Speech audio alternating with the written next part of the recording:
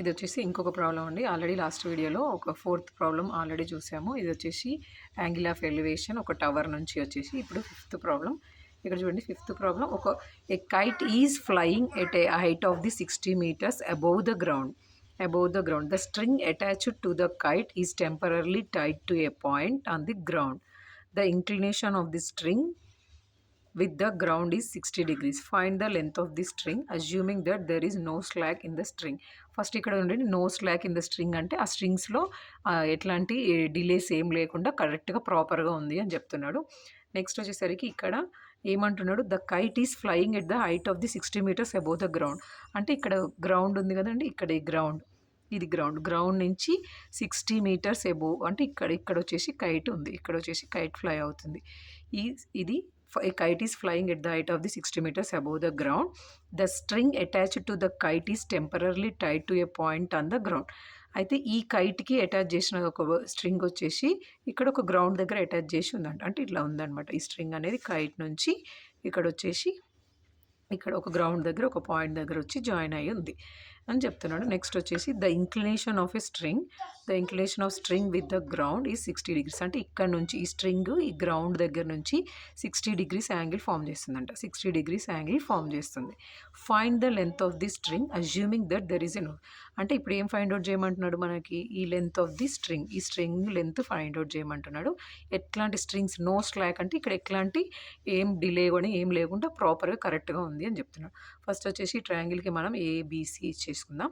ABC ఇచ్చుకుంటే ఇక్కడ వచ్చేసి మనకి ఏముంది, గ్రౌండ్ నుంచి కైట్ ఏ హైట్లో ఉంది అనేది హైట్ ఇచ్చేసాడు ఆల్రెడీ. ఇక్కడ వచ్చేసి ఈ గ్రౌండ్కి ఇది ఎంత డిస్టెన్స్లో ఉంది తెలియదు, కానీ మనల్ని ఏం ఫైండ్ అవుట్ చేయమన్నాడు, ఇక్కడ మనల్ని ఫైండ్ అవుట్ చేయమన్నది స్ట్రింగ్ యొక్క height.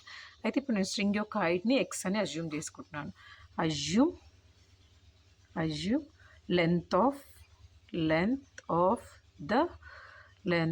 The string is X అని అజ్యూమ్ చేసుకుంటున్నాను. నెక్స్ట్ వచ్చేసి ఇక్కడ మనకి యాంగిల్ ఉంది, ఇక్కడ వచ్చేసి ఇది హైపోటెన్యూస్ కిందకి వస్తుంది కదా, hypotenuse plus opposite side. Hypotenuse plus opposite సైడ్స్కి రిలేషన్ ఉన్న ట్రిగ్నోమెట్రిక్ రేషియో ఏంటండి, సైన్ టీటా. సైన్ టీటా వచ్చేసి ఏమవుతుంది, ఆపోజిట్ సైడ్ బై హైపోటెన్యూస్. ఇప్పుడు సైన్ టీటాని తీసుకుంటున్నాను నేను ఇక్కడ.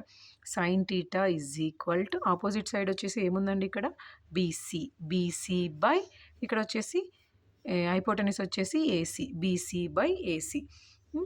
ఇక్కడ చూడండి సైన్ టీటా. ఇప్పుడు టీటా మనకి ఎంత ఇచ్చారు, టీటా ఆల్రెడీ మనకి యాంగిల్ ఆఫ్ ఇంక్లినేషన్ అని చెప్పేసి 60 degrees ఇచ్చారు.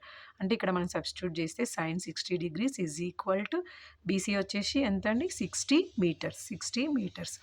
ఏసీ వచ్చేసి మనకు తెలియదు కదా, మనం ఫైండ్ అవుట్ చేయాల్సింది ఏసీ కాబట్టి దాన్ని మనం ఎక్స్ అని అజ్యూమ్ చేసుకున్నాం కాబట్టి ఎక్స్. నెక్స్ట్ వచ్చేసి సైన్ 60 వాల్యూ వచ్చేసి √3/2 60/x. Next same as it is ఇక్కడ అబ్జర్వ్ చేయండి, క్రాస్ మల్టిప్లై చేద్దాము. ఇక్కడ వచ్చేసి X into √3 is equal to 60 into 2. Next వచ్చేసి ఎక్స్ ఈజ్ ఈక్వల్ టు √3 ఇక్కడ మల్టిప్లై చేస్తుంది కాబట్టి ఈ సైడ్ వస్తే 60 into 2 is divided by √3. As it ఈస్గా ఇలాగే ఉంచితే ఇలాగే కూడా ఉండనియచ్చు, లేదంటే ఈ 60ని స్ప్లిట్ చేసి 3 into 20 అని రాస్తే √3 into 20 into 2/√3 రాసామనుకోండి.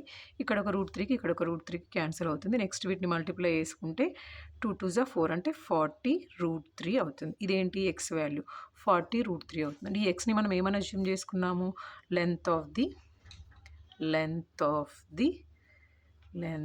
The string is 40√3 meters.